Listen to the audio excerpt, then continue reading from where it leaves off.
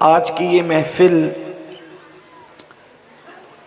عزیزم سید بلال باپو سلمہ کے نکاح کے موقع پر انعقاد پذیر ہے، اور برادر عزیز سید انیس باپو نے مجھے یہ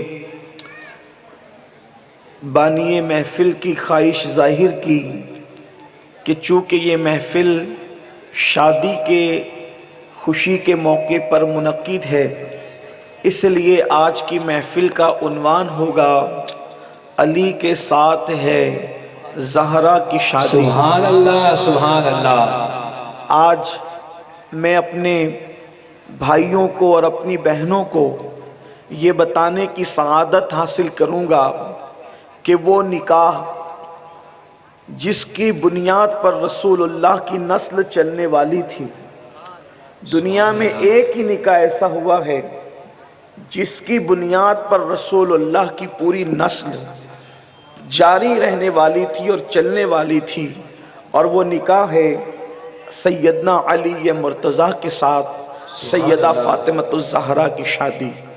ہم اس پر آج اہل سنت و جماعت کی کتابوں سے اپنے مسلک کے بزرگوں نے جو لکھا اور لکھنے کی سعادت حاصل کی ہے، اس کے متعلق کچھ باتیں عرض کرنے کی سعادت حاصل کریں گے۔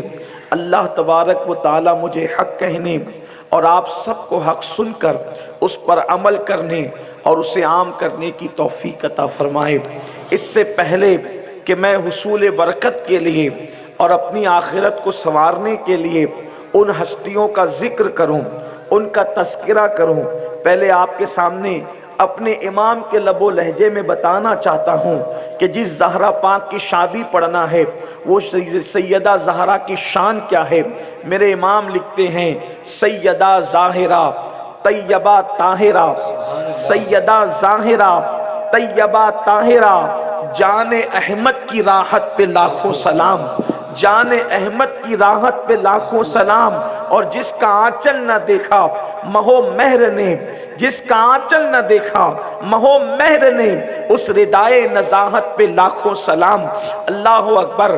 میرے پیارے آقا صلی اللہ علیہ وآلہ وسلم کے دیوانوں، آج سے پہلے آپ نے بہت لوگوں کی شادیاں سنی ہوگی کہ فلاں کے یہاں شادی ہوئی تو ایسا ہوا، فلاں کے یہاں شادی ہوئی تو ایسا ہوا، لیکن آئیے آج ہم سنتے ہیں کہ سیدہ زہرا کی شادی ہوئی تو پھر کیسے ہوا اور پھر کیا ہوا۔ لیکن اس سے پہلے جس کی شادی کا ذکر ہے، پہلے بات سمجھ میں تو آنا چاہیے کہ آخر وہ ہستی کون ہے، ان کی شان کیا ہے، ان کا مقام کیا ہے، ان کا مرتبہ کیا ہے، ان کی عظمت کیا ہے، ان کی بزرگی کیا ہے۔ اللہ اکبر۔ میرے امام لکھتے ہیں اللہ اکبر، کہتے ہیں خون خیر الرسل سے ہے جن کا خمیر، خون خیر الرسل سے ہے جن کا خمیر، ان کی بے لوث طینت پہ لاکھوں سلام، ان کی بے لوث طینت پہ لاکھوں سلام، اور آب تطہیر سے جس میں پودے جمے، آب تطہیر سے جس میں پودے جمے، اس ریاض نجابت پہ لاکھوں سلام۔ میرے پیارے آقا علیہ الصلوۃ و تسلیم کے پیارے دیوانوں، جس ذات کو سیدہ فاطمہ الزہرا کہا جاتا ہے، جس ذات کو مخدومہ کائنات کہا جاتا ہے، جس ذات کو ملکہ فردوس بری کہا جاتا ہے، جس ذات کو اللہ اکبر خاتون قیامت کہا جاتا ہے، میرے پیارے آقا علیہ الصلوۃ و تسلیم کے پیارے دیوانوں، سب سے پہلی بات تو یہ ہے، ہم اہل سنت کے عقیدے میں رسول اللہ صلی اللہ علیہ وآلہ وسلم کی 4 شہزادیاں ہیں۔ میرے آقا علیہ السلام کی 4 شہزادیاں ہیں، حضرت زینب بنت محمد روح فدا صلی اللہ علیہ وآلہ وسلم، حضرت رقیہ بنت محمد روح فدا صلی اللہ علیہ وآلہ وسلم، حضرت ام کلثوم بنت محمد روح فدا صلی اللہ علیہ وآلہ وسلم، اور حضرت سیدہ فاطمہ بنت محمد روح فدا صلی اللہ علیہ وآلہ وسلم۔ ظاہر سی بات ہے، ایک باپ کی کئی اولادیں ہوتی ہے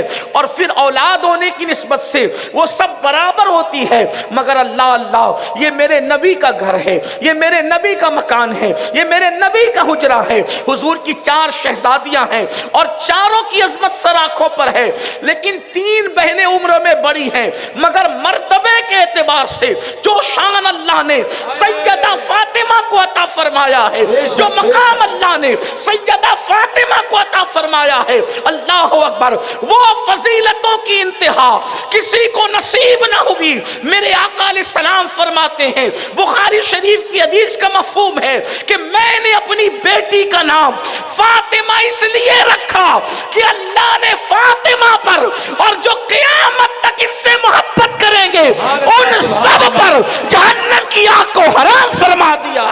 نعرہ تکبیر، نعرہ رسالت، ذکر سیدہ کائنات۔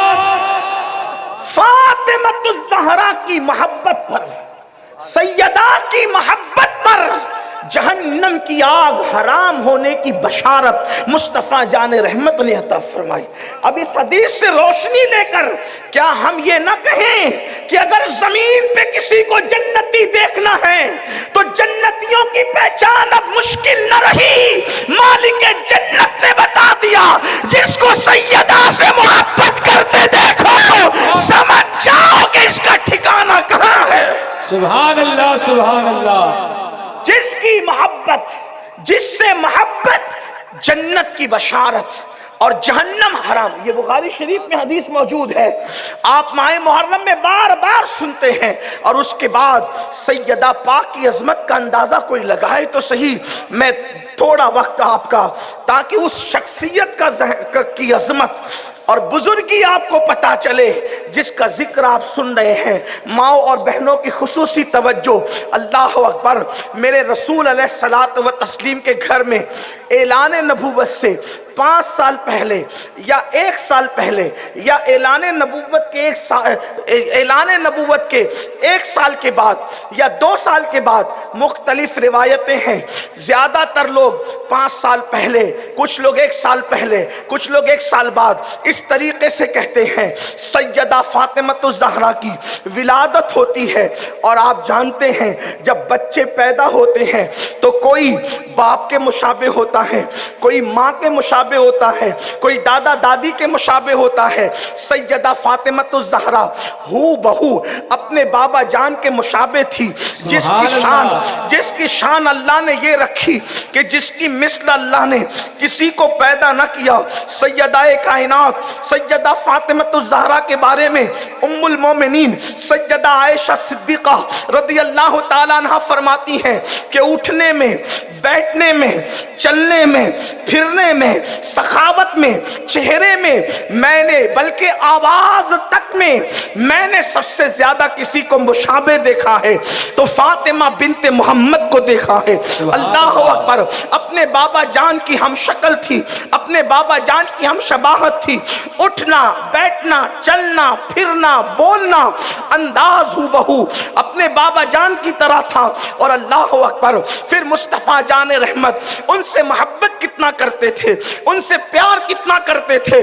لوگ کہتے ہیں ہماری شان سمجھو، ہماری عظمت سمجھو، ہماری بزرگی سمجھو۔ ہم نے کہا کیا؟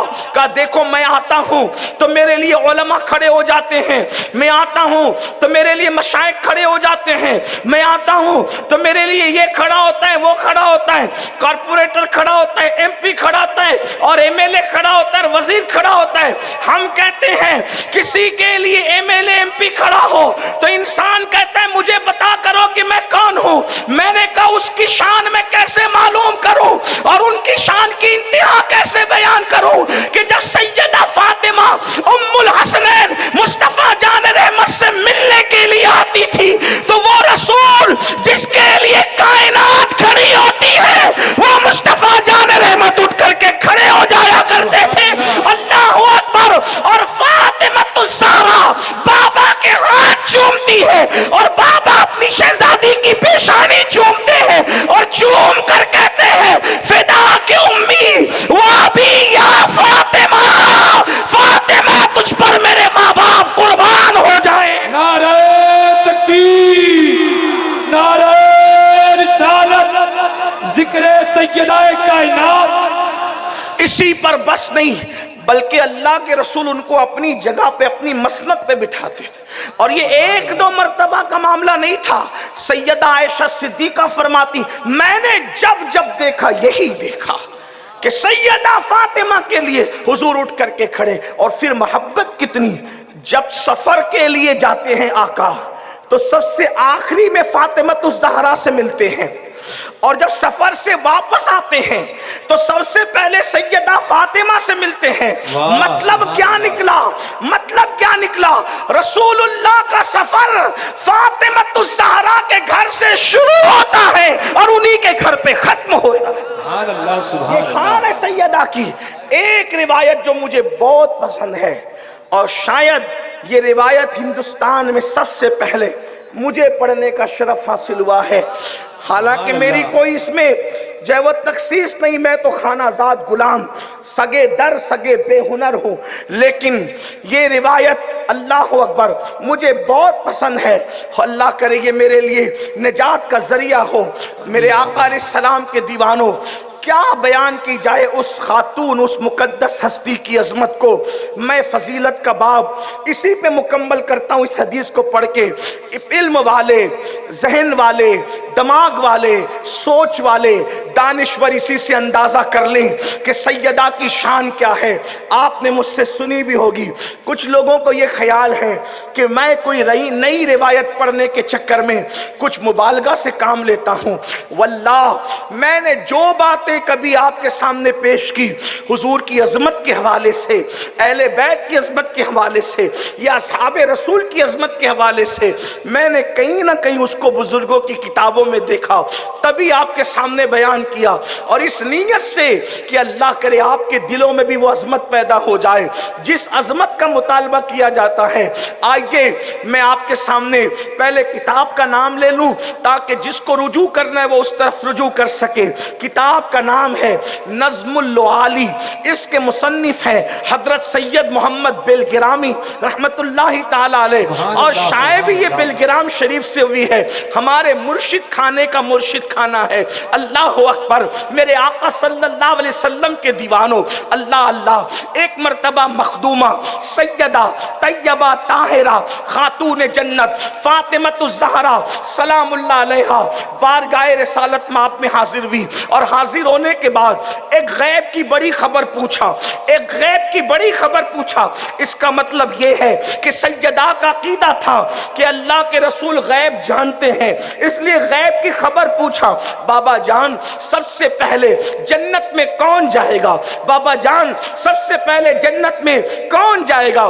اللہ کے رسول غیب دا نبی مصطفیٰ جان رحمت صلی اللہ علیہ وآلہ وسلم نے فرمایا. حدیث جو لکھی ہے اس کا مفہوم ہے، الفاظ آگے پیچھے ہو سکتے ہیں، مفہوم یہی ہے پورے یقین سے جو میں بیان کر رہا ہوں. میرے آقا کی بارگاہ میں سیدہ نے سوال کیا، بابا جان سب سے پہلے جنت میں کون جائے گا؟ میرے اور تمہارے سچے نبی نے فرمایا، بیٹی تیرے بابا کے سوا کون ہے جو سب سے پہلے جنت میں جا سکتا ہے؟ یعنی جنت میں سب سے پہلے جو قدم رکھیں گے وہ کون ہے؟ وہ مصطفیٰ جان رحمت کی ذات ہے، میرے اور آپ کے آقا کی ذات ہے. ظاہر سی بات ہے مالک جنت سب سے پہلے جنت میں نہ جائے تو پھر جنت میں کون جائے گا؟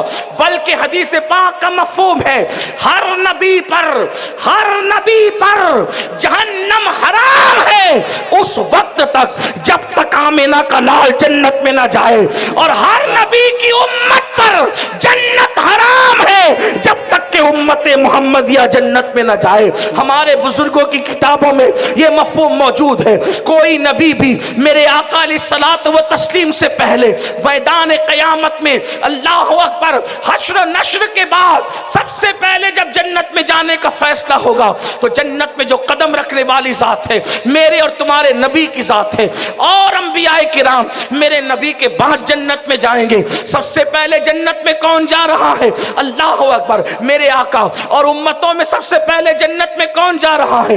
اللہ اکبر. امت محمدیہ. اب سنیے، جب سیدہ نے پوچھا بابا سب سے پہلے جنت میں کون جائے گا تو غیب دا نبی نے فرمایا، بیٹی تیرے بابا سب سے پہلے محمد الرسول اللہ سب سے پہلے جنت میں جائیں گے. سیدہ نے فوراً دوسرا سوال کیا، بابا یہ تو مردوں میں ہے، عورتوں میں سب سے پہلے جنت میں کون جائے گا؟ سب سے پہلے عورتوں میں جنت میں کس کو داخل کیا جائے گا؟ میرے غیب دا نبی نے فرمایا، بیٹی بیٹی وہ عمران کی بیٹی ہے جسے مریم کہتے ہیں، مریم بنت عمران، جو حضرت عیسیٰ علیہ السلام کی امی جان ہے، وہ سب سے پہلے جنت میں جائے گی۔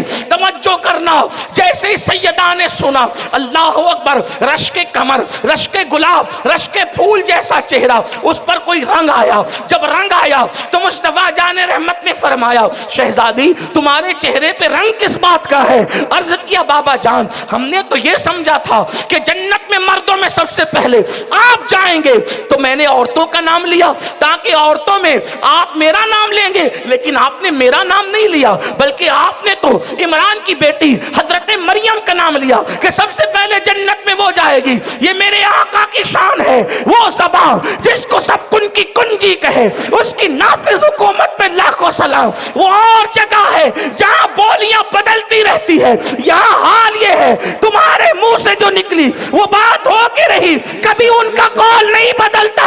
اللہ اکبر۔ سیدہ نے عرض کی بابا میں نے عورتوں کے بارے میں پوچھا تھا تو گمان یہ تھا کہ سب سے پہلے آپ میرا نام لیں گے کہ میں جنت میں جاؤں گی، لیکن آپ نے عمران کی بیٹی مریم کا نام لیا۔ میرے آقا نے مسکرا کے فرمایا فاطمہ ہوگا وہی جو میں نے کہا ہے، لیکن اس کا طریقہ یہ ہوگا جس سواری پر تم بیٹھ کر جنت میں جاؤ گی اس کی نکیل مریم کے ہاتھ میں دی جائے گی اور تم مخدومہ بن کر پیچھے پیچھے جاؤ گی، وہ خادمہ بن کر آگے آگے جائے گی۔ نعرہ تکبیر، نعرہ رسالت۔ اندازہ کریں جس کی خادمہ حضرت مریم، جب خادمہ کی شان کا یہ عالم ہے، جس کی شان میں پوری سورت نازل ہوئی، حضرت مریم کی شان میں سورت المریم آپ اس کو پڑھتے ہیں، سورہ آل عمران میں ان کا ذکر ہے، سورہ مریم میں ان کا ذکر ہے، اللہ اکبر، سورت المائدہ میں ان کا ذکر ہے، قرآن کی کتنی سورتوں میں کثرت کے ساتھ ان کا ذکر ہے۔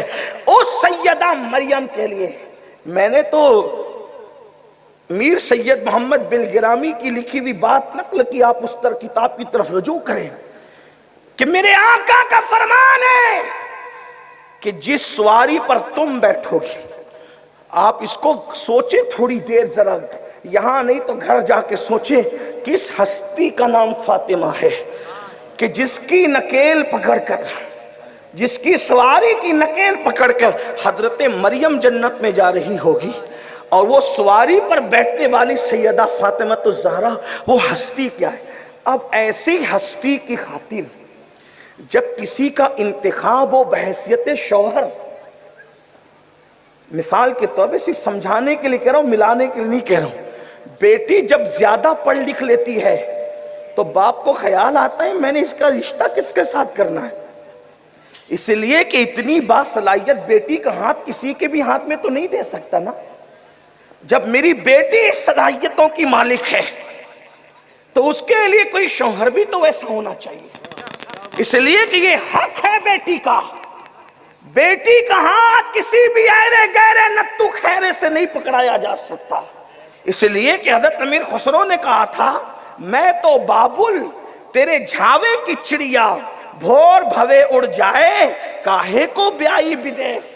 کوئی ہندوستانی بیٹی، ظاہر میں اس نظم میں کوئی ہندوستانی بیٹی اپنے بابا سے شکایت کر رہی ہے اس کے بیانے پر، اور تصوف میں صوفیہ کے نزدیک کوئی روح اپنے مربی سے فریاد کر رہی ہے، اللہ اکبر، اندازہ فرمائیں، اللہ اللہ، حضرت امیر خسرو نے ہندوستانی ایک بیٹی کی مرضی کے خلاف اس کی شادی پر ایک نظم لکھی ہے، اور لکھتے ہیں اللہ اللہ، کاہے کو بیائی بدیس، میں تو بابل تیرے جھاوے کی چڑیا، بھور بھوے اڑ جائے کاہے کو بیائی بدیس، اور کہتے ہیں میں تو بابل تیرے کھوٹے کی گیا، میں تو बाबुल तोरे खूटे की गैया हाको जिधर हक जाए रे, काहे को ब्याई विदेश। और हजरत अमीर खुसरो कहते हैं भाइयों को दिए महले दो महले, भाइयों को दिए महलों दो महले, हमको दिया परदेश, काहे को ब्याई विदेश। हजरत अमीर खुसरो कहते हैं अल्लाह अकबर, झावे का पर्दा उठाकर जो देखा, डोली का पर्दा उठाकर जो देखा, बाबुल न बाबुल का देश, काहे को ब्याई विदेश। अल्लाह अकबर। हजरत अमीर खुसरो भी कोई छोटी मोटी हस्ती नहीं है, किसी बेटी का तस्करा करके अल्लाह अकबर फरियाद रूह जो है मुकम्मल अपने मुर्शिद की बारगाह में रखते हैं। उसी को दुनिया मलिकुश शोरा तूतिए हिंद कहती है, जो हजरत अमीर खुसरो की जात है। अल्लाह अकबर। बहरहाल मेरा उन्वान हजरत खुसरो नहीं, वरना मैं कहीं और चला जाऊंगा। अल्लाह अल्लाह। तो बेटी का हक ये है कि जिस शान की बेटी हो उसके लिए बर का इंतजाम भी वैसा ही हो, उसके लिए शोहर का इंतजाम भी वैसा ही हो, वरना पूरी जिंदगी बेटियां आंसू बहाती है और अपने बाप को कोसती है कि मुझे किसके हवाले कर दिया। बहुत खूबसूरत बेटी अगर किसी बिल्कुल किसी गैर मारूफ चेहरे के हवाले कर दिया जाए, बदसूरत की बात नहीं करता, कोई गैर मारूफ चेहरे के हवाले कर दिया जाए तो बेटियां शाकी होती है, शिकायत करती है, आखिर मैंने गलती क्या की थी बाबा कि मेरा हाथ किसी के हाथ में आपने दे दिया। बाबा मैं आप पर बोझ हो गई थी कि आपने मेरा हाथ किसी के हाथ में पकड़ा दिया। वल्लाह जब आम बापों के लिए ये हाल है तो वो बाबा जो माँ की गोद में भी किसी पे जुल्म नहीं करता, दुनिया इंसाफ की बात मिंबरों पे करती है और मिंबरों से हटकर हक तलफी करती है, लेकिन वो मुंसिफ आजम, वो इंसाफ करने वाली साहब जब हलीमा का दूध पीते हैं तो एक पिस्तान छोड़ करके अपने भाई के लिए बताते हैं कि लोग बड़े होके इंसाफ नहीं कर पाते, मैं तो माँ की गोद में भाई के लिए तर के पिस्ता करता हूँ। मेरे इमाम कहते हैं भाइयों के लिए तर के पिस्ता करे, दूध पीतों की निस्बत में लाखों सलाम। ये हाल है अल्लाह अल्लाह। औरों के लिए ये हाल है तो शहजादी के लिए, और वो भी सबसे चहीती शहजादी के लिए अल्लाह अल्लाह। अभी सैयदा तैयबा ताहिरा आबिदा जाहिदा राकिया साजिदा नकिया तकिया राजिया मर्जिया उज़ैरा आलिमा गैर मुअल्लिमा मलका फिरदौस से बड़ी मलका कायनात खातून जन्नत खातून क़यामत तमाम जन्नती औरतों की सरदार सैयदा फातिमा का निकाह होना है। रिश्ता किसके साथ होना है? सुभान अल्लाह। कौन शौहर बनेगा सैयदा फातिमा? किसके नसीबे में फातिमा तुज़्ज़हरा? अल्लाह अकबर। 15 साल की उम्र है, कुरान कहता है जैसों के लिए वैसा, वत्तय्यबीना लित्तय्यबात, पाकों के लिए पाक, जो जितना पाक उसके लिए उतना पाक। सुभान अल्लाह। जो जितना पाक उसके लिए उतना पाक, और खबीसों के लिए नापाकों के लिए नापाक, जो जितना नापाक उसके लिए उतना नापाक। इसीलिए मैं नौजवानों से कहता हूं जिना न करो, वरना कोई झूठा बर्तन आपके हवाले कर दिया जाएगा, मगर वो जो तौबा कर ले। किसी पे पाप की नजर न डालो, वरना पाप की नजर पड़ी हुई चीजें तुम्हारे हिस्से में आएगी। अल्लाह। तुम पाक दामन बनो, तुम्हारे घर की औरतें पाक दामन हो। सैयदा का निकाह, सबसे चहीती लाडली शहजादी।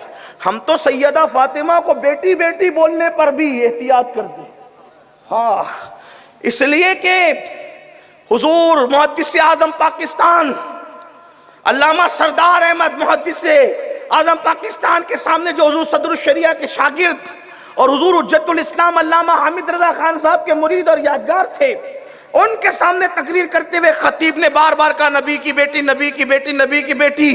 तो तकरीर के बाद, हालांकि दरमियान में नहीं टोका क्योंकि दरमियान में टोकना शरीफों का काम नहीं है, तकरीर हो गई तो उसके बाद मुहद्दिस आज़म पाकिस्तान ने कहा मेरे बेटे ये बेटी बेटी किसके लिए कर रहा था? कहा सैयदा फातिमा के लिए। कहा बाबा तू बात किसकी कर रहा था? बेटी बेटी न कहा कर बल्कि शहजादी कहा कर।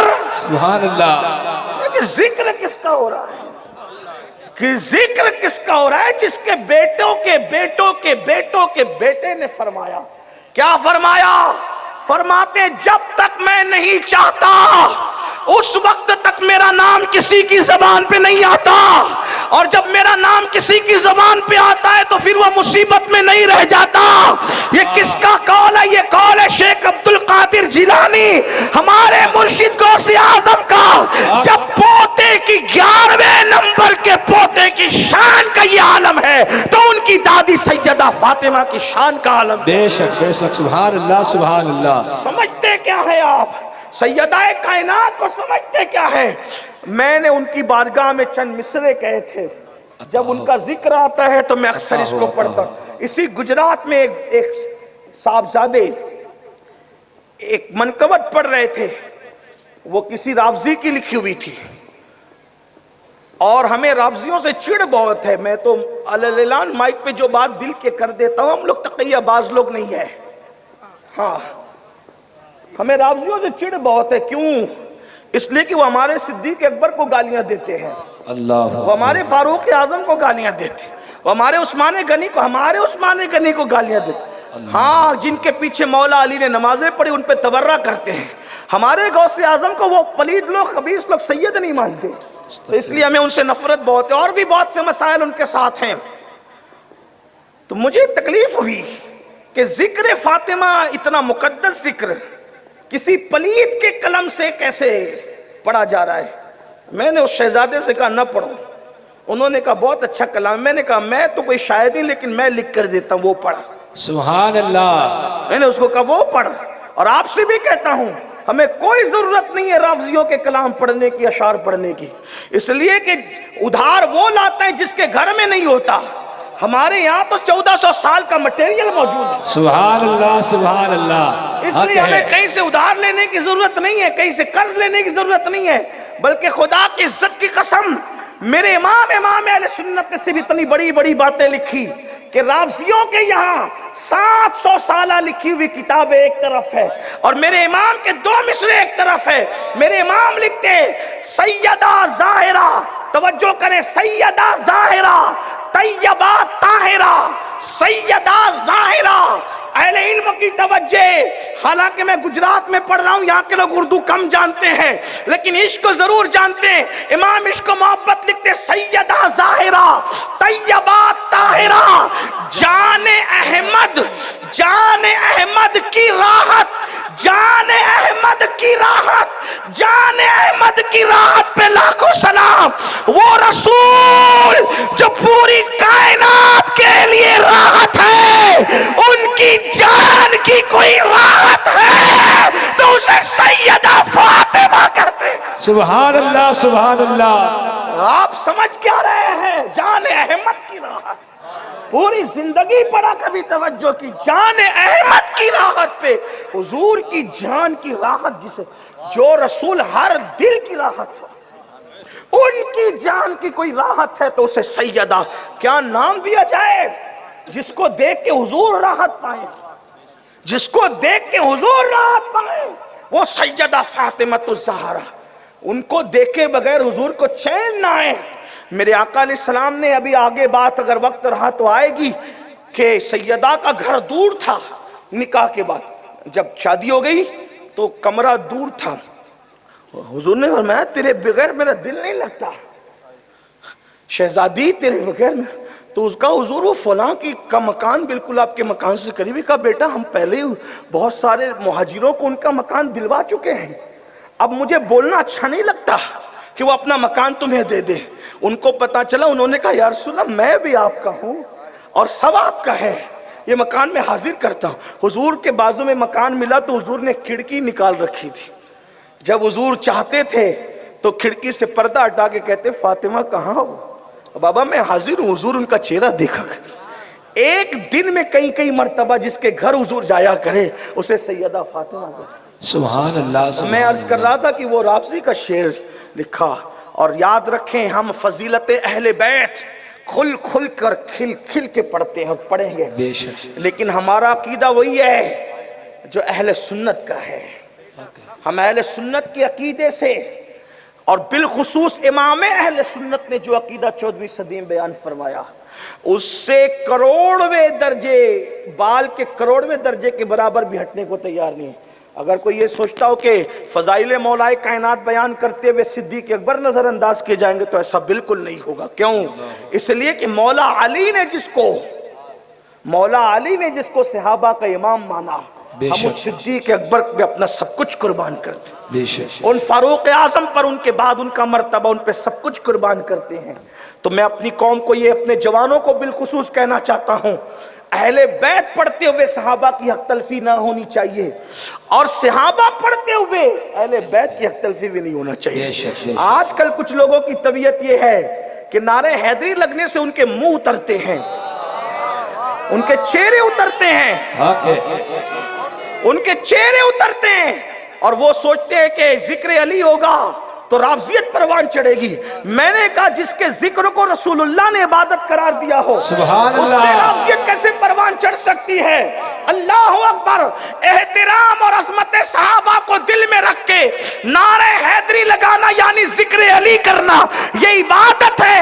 بلکہ حضرت ابو سعید خدری کہتے ہیں جب منافقین نظر آنے لگے اور ڈاؤٹ فل چہرے ہو گئے تو ہم اپنی اور بیگانوں میں فرق کرنے کے لیے علی کا ذکر کرتے تھے۔ ذکر علی سن کے جن کے چہرے کھل جاتے تھے سمجھ جاتے تھے مومن ہے، اور جس کا منہ اتر جاتا تھا سمجھ جاتے تھے منافق ہے۔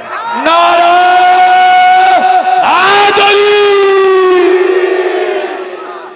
لیکن پھر کہتا ہوں صدیق اکبر، فاروق اعظم، عثمان، شیخین کو نظر انداز، افضل البشر بعد الانبیاء بالتحقیق نظر انداز نہیں کیا جائے گا، بلکہ حضرت محدث اعظم کے چوچا شریف سے اہل سنت کا عقیدہ یوں بیان کرتے ہیں، مرتبہ حضرت صدیق کا یہ ہے سید۔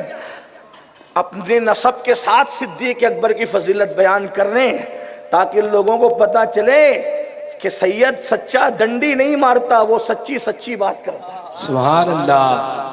مرتبہ حضرت صدیق کا یہ ہے سید، ہر فضیلت کے وہ جامع ہیں نبوت کے سوا۔ سبحان اللہ۔ بات دور نکلی، عرض کر رہا تھا سیدہ پاک جان احمد کی راحت۔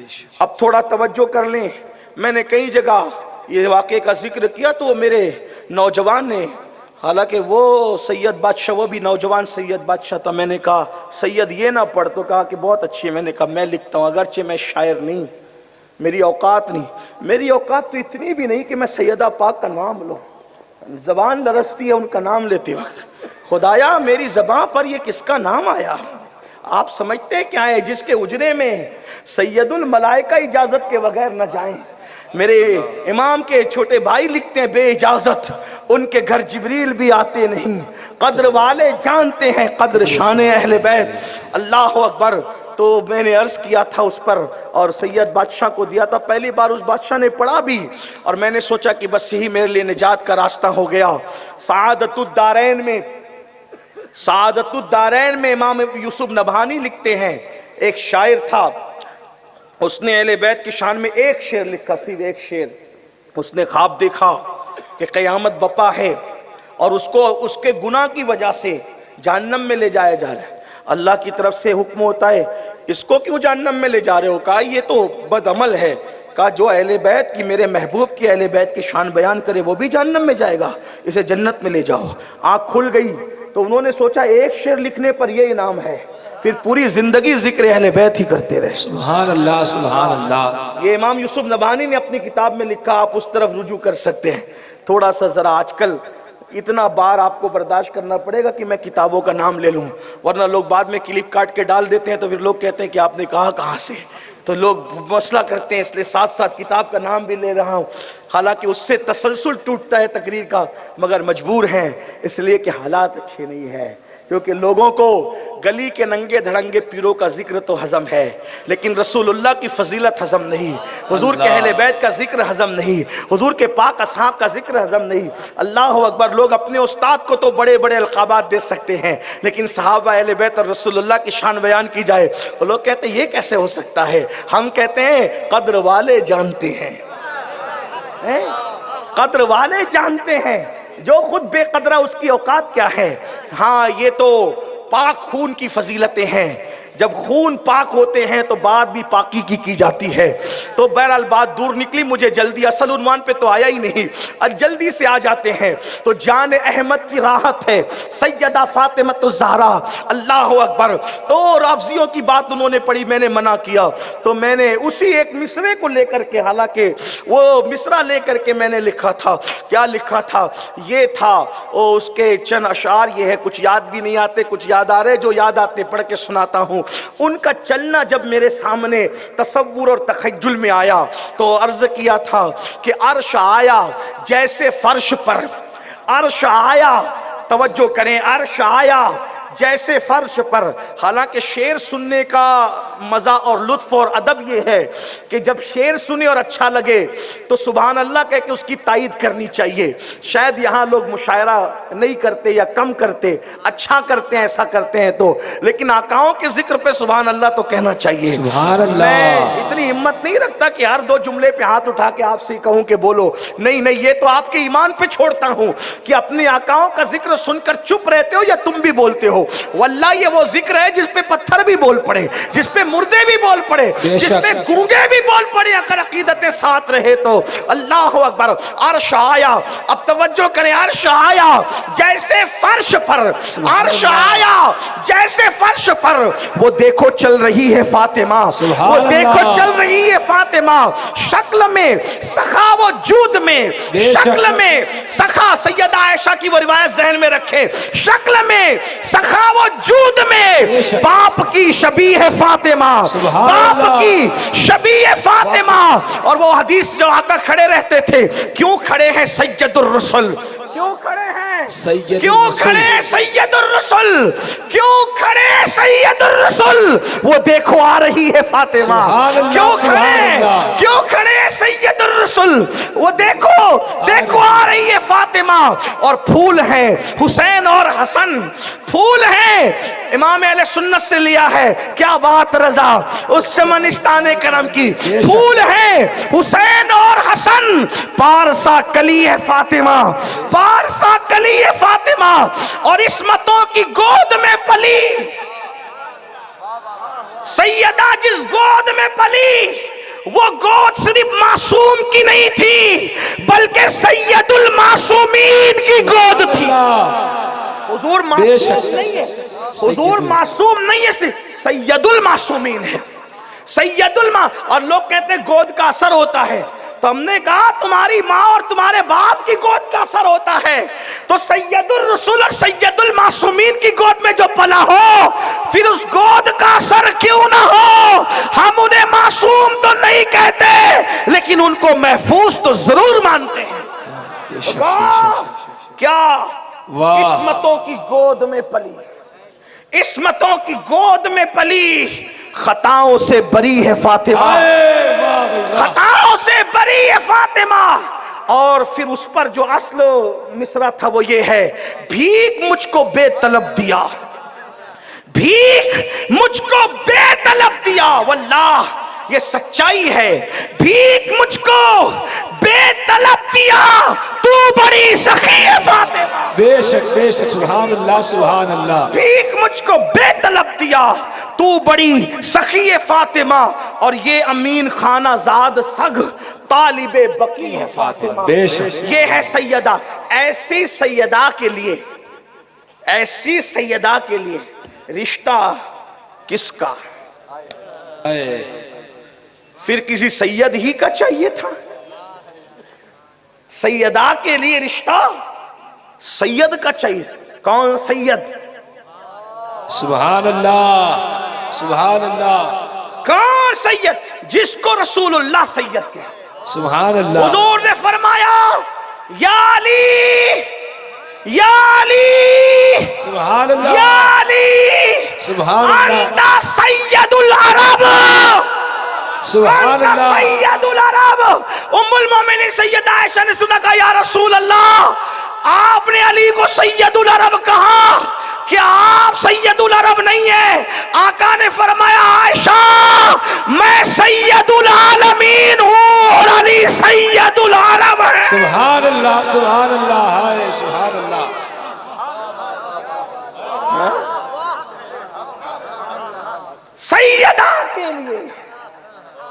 سیدہ کے لیے رشتہ، جس کی قسمت میں جو لکھا ہے. جوڑے تو کہتے ہیں کہ عرش سے بنتے ہیں، لوگ کہتے ہیں عرش سے پہ بنتے ہیں، عرش سے بنتے ہیں، لیکن آسمانوں پہ جو نکاح ہوتا ہے، آسمانوں سے فیصلے ضرور ہوتے ہیں رشتوں کے، لیکن آسمانوں پہ نکاح نہیں ہوتے. بے شک لیکن یہ وہ نکاح ہے علی کے ساتھ ہے زہرا کی. بے شک سبحان اللہ سبحان اللہ. نبی کی نسل چلنی ہے جس نکاح کے بعد. اب وہاں افضل البشر بعد الانبیاء بالتحقیق سیدنا ابو بکر صدیق نے رشتہ مانگا. حضور سیدہ کے لیے رشتہ. آقا نے فرمایا ابو بکر بہت چہیتے پیارے ہیں، لیکن مجھے انتظار ہے وحی کا. مختار کائنات اپنی شہزادی کے رشتے کے لیے انتظار وحی میں، انتظار وحی کا. یہی بات سیدنا فاروق اعظم نے کی. کوئی کمی نہیں ہے دونوں یاروں میں، پوری امت کے سردار ہیں یہ دونوں. صدیق اکبر صحابہ کے امام، ان کے بعد فاروق اعظم. کیا شان ہے ان لوگوں کی. شیخین کریمین، حضور کے دونوں وزیر. آقا نے فرمایا عمر انتظار ہے وحی کا. اور بھی روایتیں ہیں، کم عمری کا بھی تذکرہ ہوا اور بھی چیزیں، لیکن جو بات سب جگہ متفق علیہ لکھی گئی ہے کہ انتظار وحی کا، کہ ادھر سے کیا حکم آتا ہے. یہ دونوں نے سوچا جب انتظار وحی کا ہے تو پھر کسی کو بھیجا جائے، کیونکہ عثمان غنی کے نکاح میں پہلے سے 2 شہزادیاں دی جا چکی تھی، ایک کے بعد ایک، رقیہ ام کلثوم رضی اللہ تعالیٰ عنہما. سرکار کی بارگاہ میں کسی کو بھیجا جائے تو مولائے کائنات جانوروں کو چارہ دے رہے تھے. دونوں یار آئے. اس سے یہ بھی پتہ ہونا چاہیے کہ اصحاب کے دل میں اہل بیت کے لیے نفرت نہ تھی. وہ تو بڑے سچے دل، بلکہ صحابہ نے اہل بیت کو جتنا چاہا کوئی کسی کو اتنا چاہ ہی نہیں سکتا. ہاں 14 صدیوں کے بعد جب تم اتنا چاہتے ہو تو خیر القرون کے وہ اصحاب رسول اللہ کی اہل بیت کو کتنا چاہتے ہوں گے. اس لیے اگر آج کوئی سیاہ دل ان صحابہ کی عظمت پہ انگلی اٹھاتا ہے تو اس کو پتہ ہونا چاہیے صحابہ کا تو کچھ نہیں بگاڑ سکتا. نادان ہو گئے، گمراہیت کی طرف جا رہے ہو. کوئی آ کے کہے کہ میں نے خواب میں رسول اللہ کو دیکھا ہے، کوئی خواب میں رسول اللہ کو، تو اس کے لیے ہاتھ باندھ کے اس کا ماتھا چومتے، آنکھیں چومتے ہو. کیا اب نیک ہے تو کہ تو نے خواب میں رسول اللہ کو دیکھا؟ نادان ہو گئے. ایرے غیروں کی باتیں سن کر کے جادہ حق سے صراط مستقیم سے ہٹتے کیوں ہو؟ ارے جو خواب میں دیکھے اس کا اتنا احترام کرتے ہو. میرے نبی کے اصحاب وہ ہیں جنہوں نے رسول اللہ کو خواب میں صرف نہیں دیکھا بلکہ عالم بیداری میں دیکھا ہے. ان کی آنکھوں کی شان کا عالم کیا ہوگا. میرے امام کہتے ہیں خدا ان کو کس پیار سے دیکھتا ہے جو آنکھیں محو لقائے محمد. تو صدیق و فاروق یہ سچے لوگ تھے، صاف دل لوگ تھے. میرے آقا کے یار جن کا تذکیہ حضور نے فرمایا تھا، دونوں مولا علی کے پاس گئے. کہا علی حضور کے گھر جاؤ اور رشتہ مانگو. کہا کس کا؟ کہا فاطمۃ الزہرا کا. مولا علی نے کہا تم لوگوں کو حضور نے وحی کے انتظار کی بات کی، مجھے کیسے دیں گے؟ دونوں نے کہا آپ جائیں تو صحیح، آپ جائیں. مولائے کائنات گئے. بہت روایتیں ہیں، بہت سی ہے، لیکن میں یہاں تفسیر روح البیان سے آپ کے سامنے بات رکھ رہا ہوں، توجہ کریں. اور اس کا ترجمہ کیا ہے حضور مفتی اعظمین کے خلیفہ علامہ فیض احمد اویسی علیہ الرحمہ نے، جو کم و بیش 2200 کتابوں کے مصنف ہے. ان کی سیرت نگاروں نے لکھا ہے. تو سرکار مولائے کائنات سے کہا دونوں شیخین نے، یاروں نے، کہ حضور کے پاس جائیں عرض کریں. مولائے کائنات گئے اور جا کر کے حضور کی بارگاہ میں سلام پیش کیا. سرکار نے فرمایا علی کیسے آنا ہوا؟ وہاں پر حضرت انس موجود تھے، کیونکہ انس خادم رسول تھے رضی اللہ تعالی، حضور کی بارگاہ میں موجود تھے. تو کہا کیسے آنا ہوا؟ اس کی حضور وہ آیا تو لیکن ہمت نہیں ہو رہی کہنے کی. سرکار نے میں کیوں آئے ہو بولو؟ تو سرکار کی بارگاہ میں عرض کرتے ہیں آقا اس لیے آیا ہوں سیدہ فاطمہ الزہرا کا نام لے کے کچھ عرض کیا، ابھی عرض ہی کیا تھا کوئی جواب نہیں ملا، اس سے پہلے کہ کوئی جواب آتا، توجہ کریں، اس سے پہلے کوئی جواب آتا، حضرت انس کہتے ہیں میں نے وہ کیفیت دیکھی جو وحی کے وقت حضور کی کیفیت ہوتی ہے۔ اب میں اپنی بہنوں سے، جو بہنیں بغیر رشتے کی ہے اور جو نوجوان بغیر رشتے کے ہیں، میں ان سے کہتا ہوں یا جس کی جو مراد ہے وہ اپنے دل میں مراد لے کر سیدہ فاطمہ الزہرا کا رشتہ طے ہونا سنیں۔ آپ کو میں ضرور کی بات کہوں گا، میری عقیدت ہے جب بھی میں ان کا ذکر کرتا ہوں جو مراد میں نے دل میں لی ہے اللہ نے کوئی میری مراد کو باقی نہیں رکھا۔ سبحان اللہ سبحان اللہ۔ اللہ اکبر اللہ اکبر۔ مولا کائنات سیدنا علی کرم اللہ وجہہ الکریم نے ابھی نام فاطمہ لیا، کوئی جواب اس سے پہلے کہ حضور دیتے۔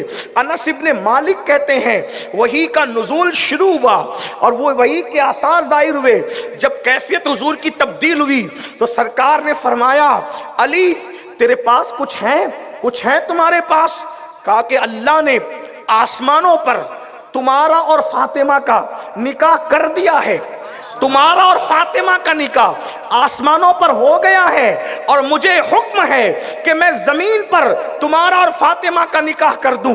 اللہ اکبر اللہ اللہ۔ اب سیدہ کتنی حسن والی تھی تو ایسا ہی جوڑا حسن والا، اللہ اکبر، حسن والا جوڑا ان کے لیے چاہیے تھا نا۔ انتخاب کس کا ہے؟ لوگوں کو پتا ہونا چاہیے شان اہل بیت، لوگوں کو علی و فاطمہ کی شادی پتا ہونا چاہیے۔ کسی کا رشتہ دادی اماں طے کرتی ہے، کسی کا رشتہ نانی اماں طے کرتی ہے، کسی کا رشتہ ابا اور دادا طے کرتے ہیں، کسی کا رشتہ بھابھی اور بھائی طے کرتے ہیں، لیکن سیدہ فاطمہ کا رشتہ جس نے طے کیا ہے وہ آسمان و زمین کا خالق محمد الرسول اللہ کا رب ہے، خدا وحدہ لا شریک نے ان کا رشتہ طے فرمایا۔ اور اس سے پہلے کہ زمین پر وہ نکاح ہو آسمانوں پر ہوا۔ یہ ایک روایت فرمایا، وہ بھی روایت سن لے توجہ کے ساتھ، جلدی جلدی اب آگے بڑھتے ہیں اور بات کو اختتام کی طرف لے جاتے ہیں، اس لیے کہ شاید کل بھی میں راجکوٹ میں ہی ہوں اور کل جو ہے سرکار غوث اعظم کی محفل رکھی گئی ہے، علاقہ مجھے نہیں پتا لیکن آج زیادہ ٹائم آپ کو لگاؤں گا تو ہو سکتا ہے کل شاید آپ جو وہ آنے میں سستی کریں، لیکن بہرحال اللہ اکبر عرض یہ کر رہا تھا، توجہ فرمائیں، اب غور کریں۔ میرے آقا نے فرمایا علی تمہارے پاس کچھ ہے۔ اس وقت مولا کائنات کا خود کا اپنا مکان بھی نہیں تھا، یہ بات یاد رکھیں، مولا علی کا خود کا اپنا مکان بھی نہیں تھا، کیونکہ مولا علی حضور علیہ السلام کے گھر میں پلے تھے، حضور علیہ السلام کے گھر میں بڑے ہوئے تھے، حضور علیہ السلام کے گھر میں پرورش ہوئی تھی۔ تو مولا کائنات سے پوچھا تمہارے پاس کچھ ہے؟ کہا یا رسول اللہ ایک زرہ ہے، تلوار ہے اور گھوڑا ہے، تین چیزیں۔ فرمایا تلوار اور گھوڑا تمہیں لگے گا، کام آئے گا، زرہ بیچ دو۔ زرہ کے بارے میں کئی روایتیں ہیں، ایک تو یہ کہ یہودی کے پاس گروی رکھ دی، ایک تو یہ کہ بیچ دی، جس کے پاس بیچی اس کا تذکرہ نہیں ہے، لیکن ایک روایت جو چونکہ میری عادت ہے میں ہمیشہ وہ پڑھنے کی کوشش کرتا ہوں جس سے اپنی آقاؤں کی شان ظاہر ہو، یہی تو بات ہے۔ اللہ اکبر، وہ زرہ لے کر توجہ کرنا، بالخصوص اصحاب رسول کے گستاخوں کی توجہ چاہتا ہوں۔ عاشق تو سن ہی رہے ہیں اور میں نے پہلے دو روایتیں پڑھ دی، یہ بھی روایت ہے اس لیے پڑھ رہا ہوں جس کا جو ذوق قبول کرے۔ اللہ اللہ، وہ زرہ لے کر مولا کائنات عثمان غنی کے گھر گئے اور جا کر کے کہا عثمان یہ زرہ بیچنی ہے جو رسول اللہ نے مجھے دی ہے۔ حضرت عثمان غنی نے کہا کیوں، کیا وجہ ہے؟ تو فرمایا کہ میرا نکاح ہو رہا ہے اور مجھے ضرورت ہے مہر ادا کرنے کے لیے، اس لیے میں زرہ بیچنا چاہتا ہوں۔ کالی کتنے میں دیں گے؟ کہ یہ قیمت آپ طے کریں۔ تو اللہ اکبر، عثمان غنی نے فرمایا 400 درہم میں یہ زرہ میں لیتا ہوں۔ اللہ اکبر، اور پھر کہا علی یہ زرہ لے کے تم کسی اور کے پاس بھی جا سکتے تھے، لیکن تم نے کتنا کرم کیا کہ تم میرے پاس آئے، کسی اور کے پاس نہیں گئے، اس خوشی میں 400 درہم کا اضافہ اور کرتا ہوں۔ اور پھر کہا علی جب کسی کی شادی ہو تو تحفہ دینا سنت ہے، تو یہ زرہ میں نکاح کی خوشی میں تمہیں بطور تحفہ عطا کرتا ہوں۔ سبحان اللہ سبحان اللہ۔ نعرے تکبیر، نعرے رسالت، عظمت صحابہ کرام. یہ ان میں پیار تھا، ان میں محبت تھی. اسی لیے میرے امام کہتے ہیں تیرے چاروں ہمدم ہے یک جان یک دل. تیرے چاروں ہمدم ہے یک جان یک دل. ابو بکر فاروق و عثمان علی ہے. ابو بکر فاروق و عثمان علی ہے. یہ ایک روایت ہو گئی. دوسری روایت اب سنیں، اس میں یہ تذکرہ نہیں ہے، اب اس کو سنیں. حضور علیہ السلام مسجد نبوی میں ہے. ایک خوشبودار پھول، بہت خوشبو تھی اس کی، حضور کے ہاتھ میں ہے. ان نازک اور خوبصورت نرم ہاتھوں میں پھول کیسا لگتا ہوگا، ہیں؟ نکھتے گل سے زیادہ جس کی نزاکت ہو، سبحان وہ اللہ. گورے گورے ہاتھوں میں پھول کیسا لگتا ہوگا.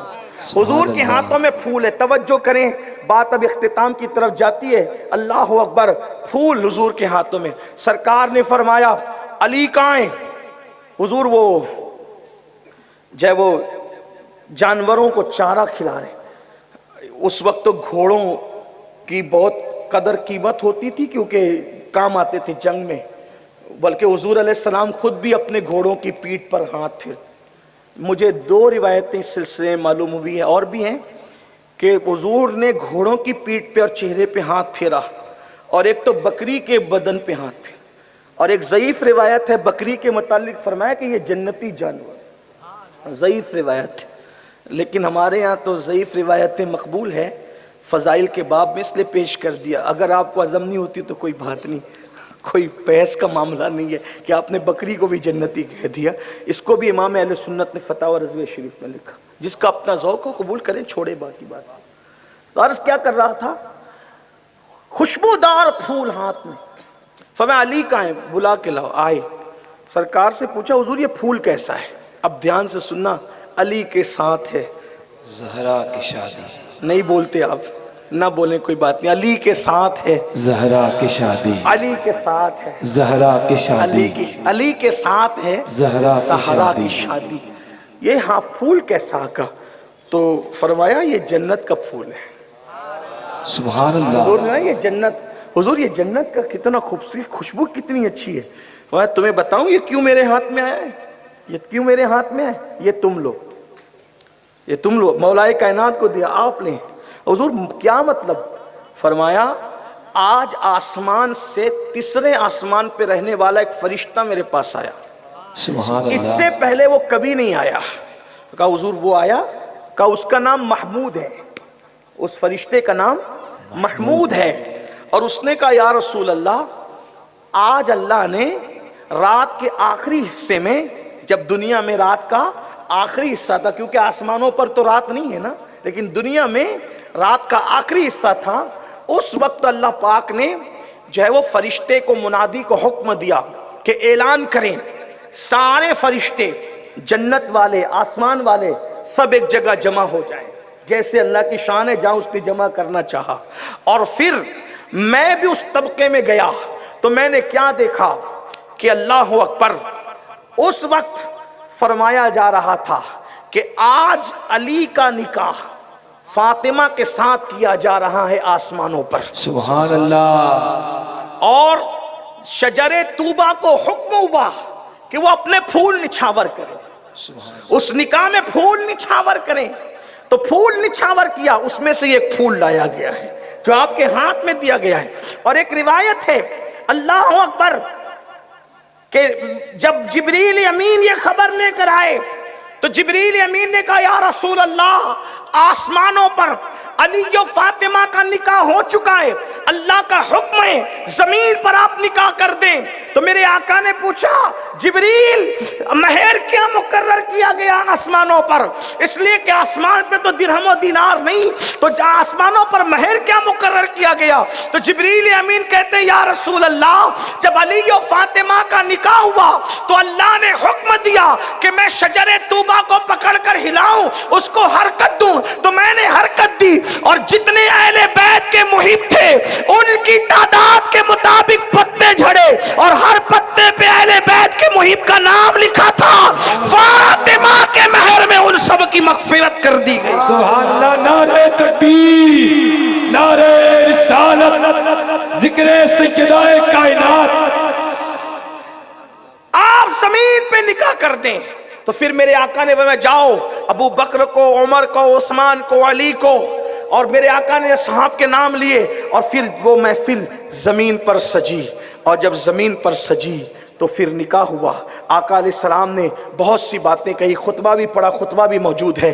اب اینڈ گفتگو کا ہوتا ہے کہ نکاح ہو گیا تو سرکار نے فرمایا علی جب تک میں نہ آؤں اپنی خوابگاہ میں داخل مت ہونا. اور اس وقت دنیا نے دیکھا اللہ کے رسول علیہ السلام اپنی شہزادی کو رخصت کرتے ہیں تو شہزادی کے سر پہ جو چادر ڈالی جاتی ہے اس میں کم و بیش 17 پیون لگے ہوئے تھے. اللہ اکبر. اس سادگی کے ساتھ اللہ کے رسول علیہ السلام نے اپنی شہزادی کو اپنے گھر سے یہ کہہ کے رخصت کی فاطمہ آج تیرے بابا کے پاس بظاہر اتنا ہی ہے، کاش تیری امی خدیجہ حیات ہوتی تو کچھ اور بھی انتظام کرتی، لیکن تمہارے لیے یہی ہے.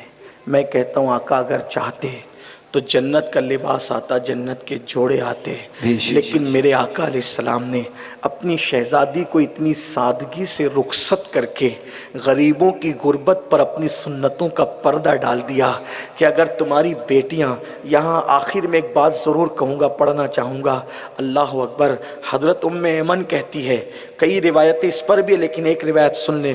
ام ایمن کہتی ہے جب میں نے رسول اللہ سے عرض کیا آقا ان کا بستر کیسا ہوگا تو میرے آقا علیہ السلام نے مجھ سے فرمایا ریت جما دو اور اس پر ایک چادر بچھا دو. تو ریت جمائی گئی اور اس پر بکرے کا چمڑا بچھا دیا گیا. وہی پہلی شب کا علی و فاطمہ کا بستر تھا. میں پوچھنا چاہتا ہوں جو لوگ نرم نرم گدوں پر لیٹ کر پاپ اور جرائم کرتے ہیں اور آج اہل بیت کا نام لے کر جو لوگ بدعات اور خرافات میں مبتلا ہیں ان سے ایک سوال کرنا چاہتا ہوں. صرف اہل بیت کی محبت، شربت، کھچڑا اور ہاتھ چومنا ہے؟ ان کی زندگی کو اپنانا نہیں؟ آپ کہیں گے کیا؟ جتنے غیر شادی شدہ نوجوان ہیں ان سے میری گزارش کی توجہ کریں، اور جو لوگ اپنے بیٹوں کی شادی کرنے کا پلان رکھتے ہیں خاص طور پہ عورتیں ان سے میری گزارش. جب اللہ کے رسول اپنی شہزادی کو رخصت کر رہے تھے تو حضور نے ایک چادر ڈالی اور اپنی شہزادی کو رخصت کیا. کچھ لوگوں نے جہیز کا تذکرہ کیا کہ میرے آقا نے اپنی شہزادی کو جہیز دیا. یہاں پر کوئی بحث، مباحثہ، مناظرہ ایسا کچھ بھی نہیں. پھر کہتا ہوں صوفیہ کا غلام ہوں، کوئی خطیب، ادیب، کوئی مفکر، مدبر نہیں. صرف آپ کو اگر میری بات اچھی لگے تو قبول کرنا ورنہ چھوڑ دینا. حضور علیہ السلام کے بارے میں کہا جاتا ہے کہ حضور نے اپنی شہزادی سیدہ فاطمہ کو جہیز دیا، پھر اس میں ایک فہرست ہے، چکی دی، چمڑے کا بستر دیا، اور چولہا تھا، اور برتن تھے، کٹورا تھا، وغیرہ وغیرہ. حالانکہ اگر آپ اس کو غور سے پڑھیں تو اللہ کے رسول علیہ السلام نے اپنی شہزادی کو کوئی جہیز نہیں دیا. یہ بات سنیں آپ، پہلے سن لیں پوری. اب کوئی، میں کبھی نہیں کہتا لیکن آج کہتا ہوں، جب تک یہ بات میری مت سننا اٹھ کے مت جانا، ٹھیک؟ حضور علیہ السلام نے اپنی شہزادی کو کوئی جہیز نہیں دیا. کیونکہ آج جو ہم کہتے ہیں نا کہ یہ جہیز دیا تو پھر 5 برتن کا ذکر ہم بیان کرتے ہیں تو پھر لڑکے والے کہتے ہیں جب حضور نے اپنی شہزادی کو دیا تو پھر آپ بھی ہمیں دیں. کار بھی مانگی جاتی ہے، سونے کی انگوٹھی مانگی جاتی ہے، اور پھر پتہ نہیں کیا کہ آپ کے گجرات میں کیا ہے مجھے نہیں پتا، لیکن پورے ہندوستان کے اندر توجہ کرنا.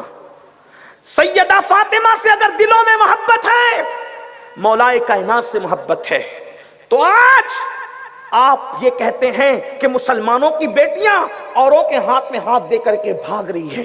تو کیوں بھاگ رہی ہے؟ یہی جہیز کی لعنت ہے جو تم نے گڑ رکھی ہے.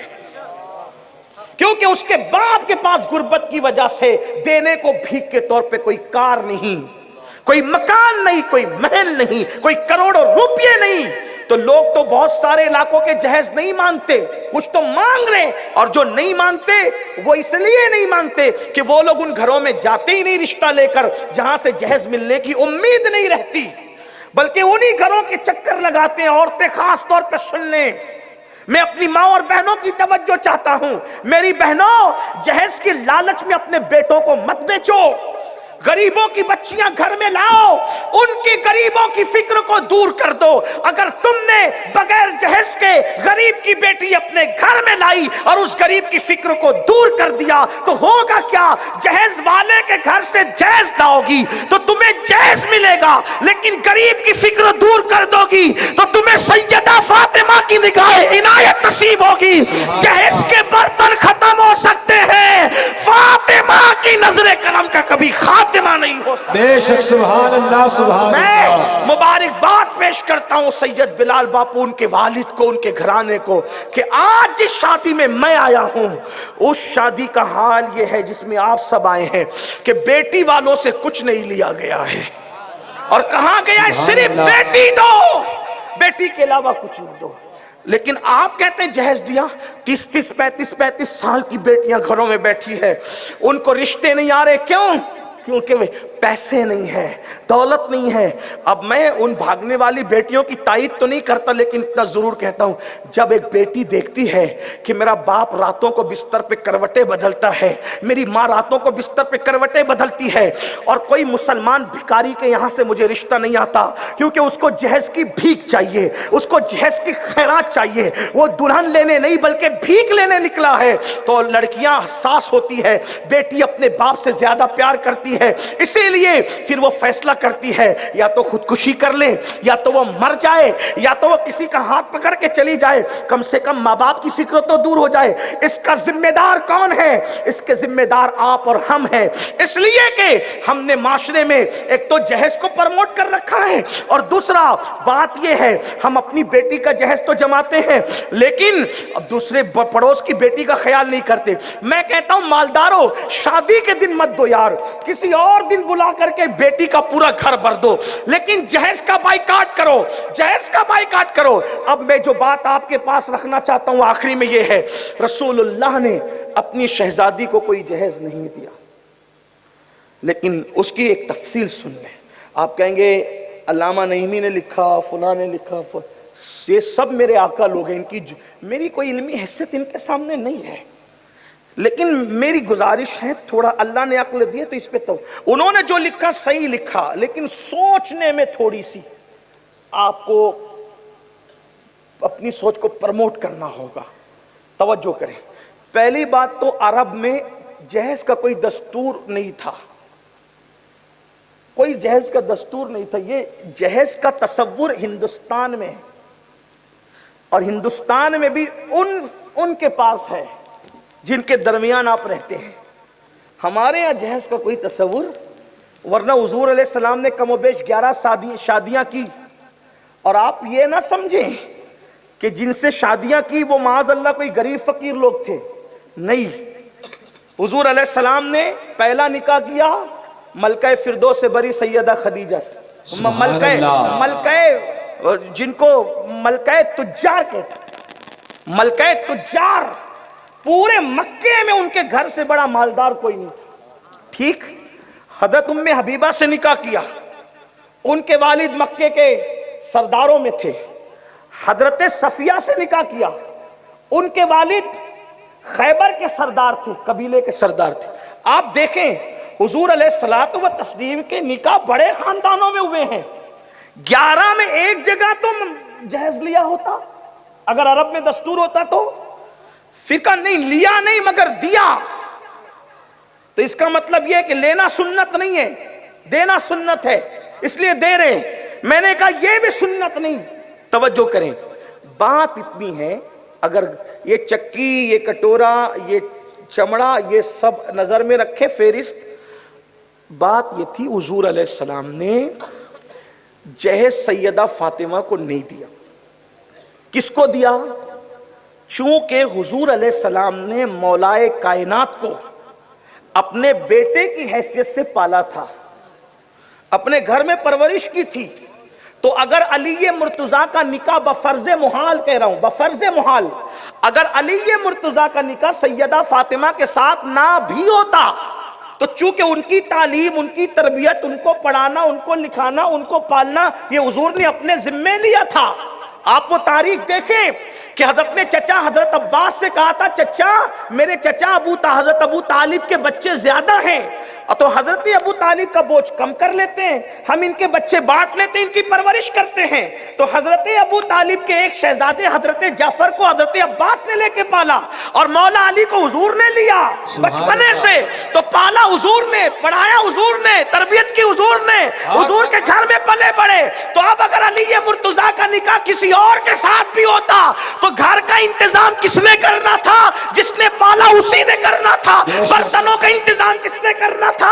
جس نے پالا اسی نے کرنا تھا۔ تو میرے آقا نے بیٹی کو جہیز نہیں دیا بلکہ بھائی کا گھر بسانے کے لیے، چونکہ نیا گھر تھا، نیا مہمان تھا اور گھر میں سامان نہیں تھا، تو حضور نے بیٹی کو جہیز نہیں بلکہ بھائی کے لیے انتظام فرمایا۔ اب اگر کوئی راجکوٹ والا کرنا چاہتا ہے تو میں کہتا ہوں بیٹی کے جہیز کے لیے مجھے کوئی بات نہیں، لیکن اگر اتنا دل بڑا ہے تو اپنے بھائی کے لیے انتظام کیا کرو، کیونکہ حضور نے تو بھائی کے لیے کیا، بھائی کے لیے کیا۔ اب یہ بات تو ہو گئی، حضور نے جہیز نہیں دیا بلکہ بھائی کے لیے انتظام، مولا علی کو دیا، فاطمہ الزہرا کو نہیں دیا، مولا علی کو دیا۔ اب آپ کہیں گے چلو بات تو آپ نے کر دی، اٹکل سے نہیں مانیں گے۔ میں نے کہا اٹکل سے نہیں، اب دلیل پر آ جائیں۔ اہل سنت کے نزدیک حضور کی ایک شہزادی نہیں ہے، 4 شہزادیاں ہیں، ٹھیک؟ اب دھیان سے سننا، شہزادیاں کتنی ہیں؟ 4۔ اور حضور کا انصاف کیا ہے؟ توجہ، ایک عورت سیدہ عائشہ کے پاس آئی، ام المومنین سیدہ عائشہ کے پاس، دل سے سننا، آپ پر یہ باتیں گرا گزرتے مجھے معلوم ہے، نعرے والی باتوں پر خوش ہوتے ہو، عمل کی باتوں پر بے چین ہوتے ہو، مجھے پتا ہے، کیونکہ اس میں مفاد پر ٹھیس ہے نا، جہیز بند ہو رہا ہے تو کچھ لوگوں پر تو گرا ہوگا۔ توجہ فرمائیں، ایک خاتون سیدہ عائشہ صدیقہ کی بارگاہ میں آئی، سیدہ عائشہ پاک نے اس کو ایک کھجور دی۔ توجہ کرے، بہت خاص بات ہے، کوئی ادھر ادھر اب یہ ہلے ڈولے نہیں، کوئی کچھ نہیں کرے گا، توجہ فرمائیں سب۔ ایک کھجور سیدہ عائشہ پاک نے دی، کس کو؟ اس عورت کو، غریب، اس کے ساتھ 2 بیٹیاں تھیں، اس نے دونوں کھجوروں کو برابر کیا اور بیٹیوں میں تقسیم کیا، ٹھیک؟ یہ واقعہ میرے آقا سے سیدہ عائشہ صدیقہ نے بیان کیا، تو آقا کا جواب کیا تھا؟ عائشہ اگر وہ عورت وہ کھجور کو برابر برابر نہ بانٹتی دونوں بیٹیوں میں تو قیامت کے دن اللہ اس سے پوچھتا، ایک بھیک میں ملی ہوئی کھجور کو حضور بیٹیوں میں برابر تقسیم کرنے کی بات کرنے ہیں، تو جو دوسروں کی بیٹیوں کے لیے کھجور کی تقسیم میں برابری کی بات کرتے ہوں تو پھر وہ اپنی شہزادیوں کے درمیان کیوں برابری نہ کریں؟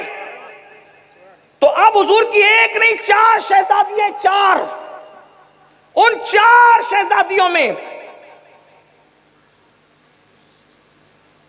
ہو گئی بات۔ ایک بار درشی پڑھیں، اللہ رب محمد صلی اللہ علیہ وسلم نحن عباد محمد صلی اللہ۔ بہت نازک سی بات ہو رہی ہے، توجہ کریں۔ حضور کی ایک شہزادی نہیں 4 شہزادی، ٹھیک؟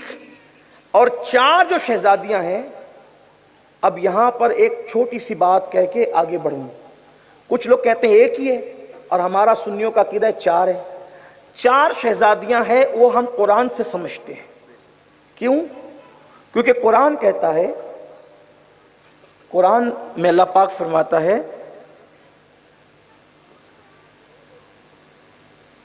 اے میرے نبی، اے میرے نبی آپ فرما دے، قل، اے محبوب آپ فرما دے، لِأَزْوَاجِكَ، قل لِأَزْوَاجِكَ وَبَنَاتِكَ وَنِسَاءِ الْمُؤْمِنِينَ۔ 3 طبقوں سے حضور نے مخاطب ہونے کا اپنے محبوب کو، اللہ پاک نے اپنے محبوب کو 3 طبقے سے مخاطب ہونے کا حکم دیا۔ قل لِأَزْوَاجِكَ، جو آپ کی بیویاں ہیں ان سے کہیں، وَبَنَاتِكَ، اور جو آپ کی بیٹیاں ہیں ان سے کہیں، وَنِسَاءِ الْمُؤْمِنِينَ، اور مومن عورتوں سے کہیں، جو مومنوں کی عورتیں ان سے کہیں۔ اب کیا کہیں وہ ابھی مضمون پردے کا آگے آ رہا ہے، لیکن یہاں کیا بات ہو رہی ہے؟ کل ازواجکا و بناتکا، بناتکا جو تھوڑی بھی عربی جانتے ہیں، بناتکا قرآن کہہ رہا ہے لے ازواجکا، آپ کی بیویوں سے کہے۔ دیکھو ہر زبان میں ایک واحد ہوتا ہے اور ایک جمع ہوتا ہے، صحیح؟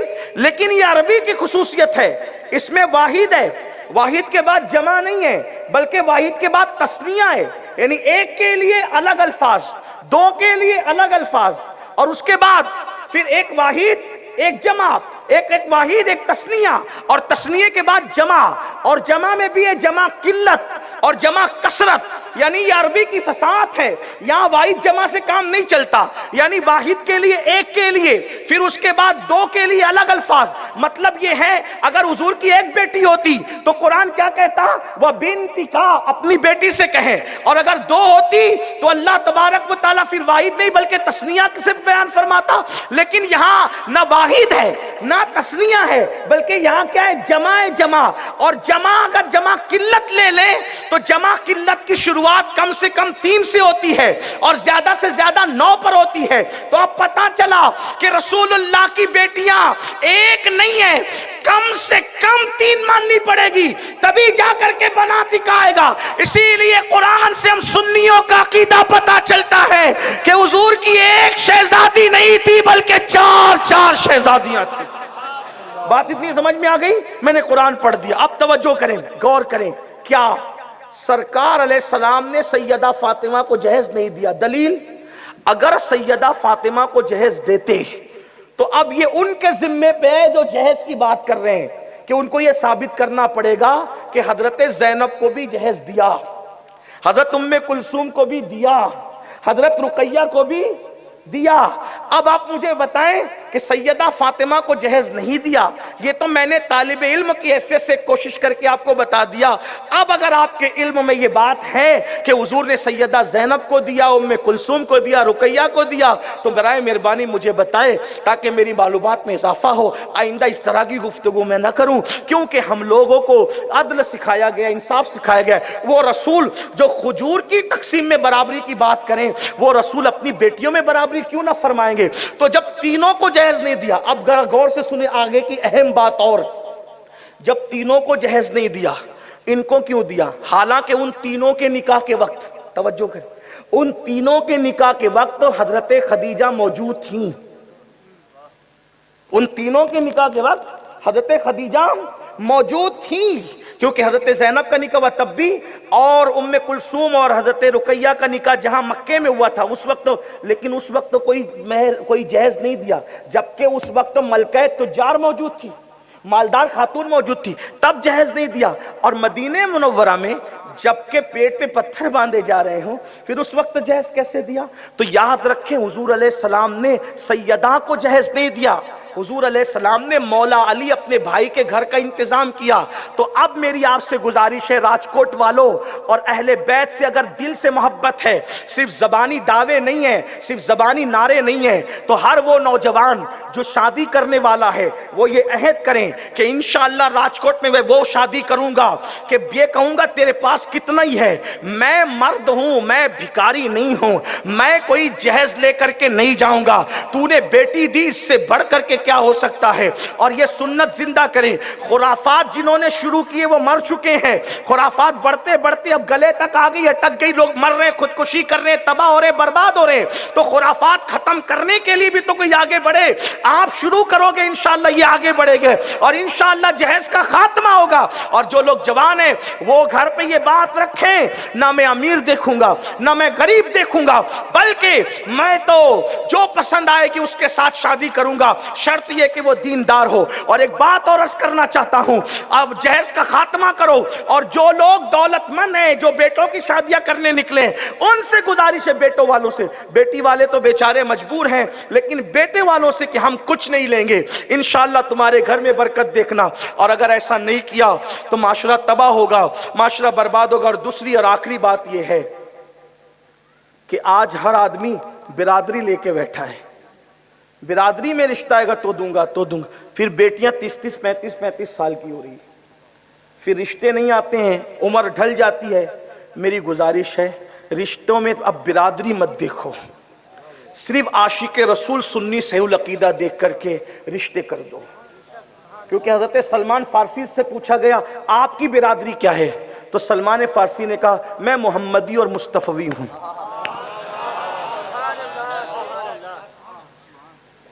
صرف ایمان اور عقیدہ دیکھو، رشتے کر دو. کوئی کچھ کہے آر مت کرنا، کوئی کچھ کہے. آپ کو پتہ ہے حضرت زینب بنت حجش کا نکاح میرے آقا نے حضرت زید سے کروایا، جبکہ حضرت زید آزاد کردہ غلام تھے.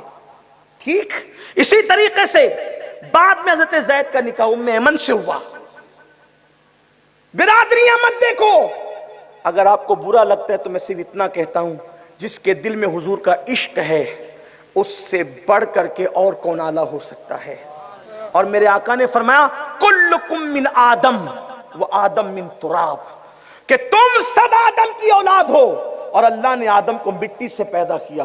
اگر ہم نے یہ سوچ شروع کر دی تو انشاءاللہ ہماری جو بیٹیاں اوروں کے ساتھ بھاگ رہی ہے یہ سب کچھ نہیں ہوگا. اور آپ کو بتاؤں پوری تفصیل ہے، پھر بہت کچھ کہا جا سکتا ہے، لیکن آج کا خاص پیغام سیدہ فاطمۃ الزہرا کے نکاح کی برکتوں سے جو بیان ہوئی، تو یہ گزارش کرتا ہوں ہر جوان دل میں عہد کرے کہ انشاءاللہ میں جہیز نہیں لوں گا. سسرال سے کتنا بھی اصرار ہوگا جہیز نہیں لوں گا. اور جو لوگ بیٹوں کی شادی کرنے والے ہیں وہ بھی ہم جہیز کا بائیکاٹ کریں گے.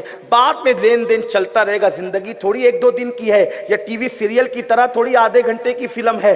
ہماری زندگی تو پوری زندگی ہے. لینے دینے کے موقع آئیں گے بعد میں کرتے رہنا، لیکن نکاح کے وقت خاتمہ کرو. کیا میں پوچھنا چاہتا ہوں آج علی کے ساتھ ہے زہرا کی شادی، آپ نے جو سنا ہے اس میں کیا آپ یہ ارادہ کرتے ہیں وہ نوجوان کہ انشاءاللہ شادی کریں گے تو جہیز نہیں لیں گے، اور جو اپنے بیٹوں کی شادی کریں گے تو جہیز نہیں لیں گے؟ علی و فاطمہ کے نام پہ، پنجتن کے نام پہ کتنے لوگ ہاتھ اٹھا کر آج سے وعدہ کرتے ہیں کہ جہیز کا خاتمہ کریں گے انشاءاللہ؟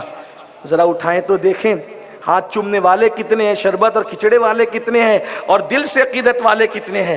ممبر والے بھی باہر نہیں ہیں. مولوی صاحبان میرے بھائیوں، میں آپ کی جوتیاں سیدھی کرنے والا ہوں، ذرا میں بھی تو دیکھوں. ستاروں کے آگے جہاں اور بھی ہے، اٹھائیں ذرا فرشتوں گواہ بنائیں. اس میں بھی کئی بار کر چکا ہوں تقریر کرتے وقت، ابھی پھر کرتا ہوں انشاءاللہ. کچھ لوگ نہیں اٹھا رہے ہاتھ، تھوڑے شرما رہے ہیں. ہاں عباس کا نام لیتے ہیں ہاتھ نہیں اٹھاتے ہو. غازی عباس کا نام لے کے ہاتھ. میری نظریں ہیں، کچھ میرے چھوٹے ہیں کچھ میرے بڑے ہیں، لیکن ہیں تو سب میرے بھائی. یہ سادات کو بھی چاہیے، اس لیے کہ علی و فاطمہ کے طریقے پر سادات نہ چلیں گے تو کون چلے. ہاتھ اٹھائیں، اٹھا کے رکھیں. اب میں دعا کرتا ہوں اے اللہ یہ ہاتھ علی و فاطمہ اور پنجتن کے نام پہ اٹھے مولا، اور جہیز کا بائیکاٹ کرنا چاہتے ہیں مولا. جہیز والوں کو جو ملتا ہے اس سے زیادہ پنجتن کے نام پہ ان جہیز کا بائیکاٹ کرنے والوں کو عطا فرما، ان کی نسلوں کو عطا فرما. اور ہاتھ اٹھانا ہمارا کام ہے، اس کی لاج رکھنا تیرے کرم پر ہے مولا. ہم سب کو عمل کی توفیق عطا فرما. اگر عورتیں کہے گی نہیں ہمیں تو چاہیے، تو عورتوں سے بھی کہتا ہوں سیدہ فاطمہ کو منہ کیا دکھاؤ گی؟ جہیز کم بہو جہیز کم لاتی تو اتنا تانا دیتی ہو، لڑتی جگڑتی ہو. بڑی تو اتنا لائی، تو نے کتنا لائی؟ چھوٹی تو اتنا لائی، تو نے تو اتنا لائی. بھکارن مت بنو. ارے سمدیانے کی بھکارن نہ بنو. اگر بھکارن بننا ہے تو فاطمۃ الزہرا کی بھکارن. سمدیانے سے ملے گا تو محدود ملے گا، سیدہ دے گی تو نسلوں کو کام آئے گا. بھیک مجھ کو بے طلب دیا، تو بڑی سخی ہے فاطمہ. کیا بات رضا، اس چمنستان کرم کی زہرا ہے کلی جس میں حسین اور حسن پھول. دوران گفتگو کوئی غلطی ہو تو اللہ معاف فرمائے. استغفر اللہ ربی من کل ذنب و اتوب الیہ وما علینا الا البلاغ. السلام علیکم ورحمۃ اللہ.